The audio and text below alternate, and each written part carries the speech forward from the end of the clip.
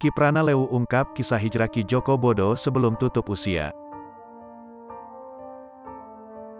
Ki Pranalewu secara terang-terangan mengungkap kisah hijrah Ki Joko Bodo sebelum meninggal dunia.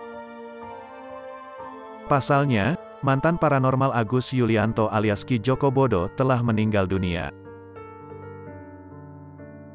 Ki Joko Bodo menghembuskan napas terakhirnya di usia ke-57 tahun pada Selasa tanggal 22 November tahun 2022.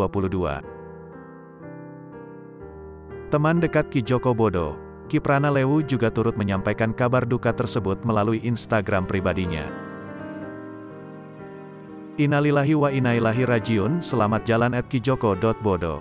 Semoga amal ibadahmu diterima di sisi Allah SWT. Amin.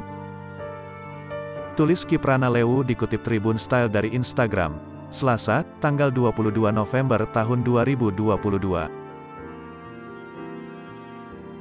Ki Pranalewu juga menceritakan kenangan manis semasa Ki Joko Bodo masih hidup. Ia mengaku jadi saksi ketaatan Ki Joko Bodo dalam melakukan ibadah. Saya menjadi saksi bahwa saat azan tiba, almarhum langsung berada di musola untuk melaksanakan sholat, tandasnya.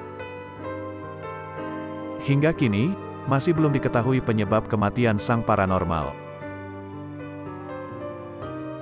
Anak Ki Joko Bodo, Putri Aida Prasasti juga mengabarkan bahwa Ki Joko Bodo telah berpulang sekitar pukul 9.57 waktu Indonesia Barat. Iya, betul. Meninggalnya sekitar jam 9.45 waktu Indonesia Barat, kata Aida dikutip Tribun Style dari siproku.com.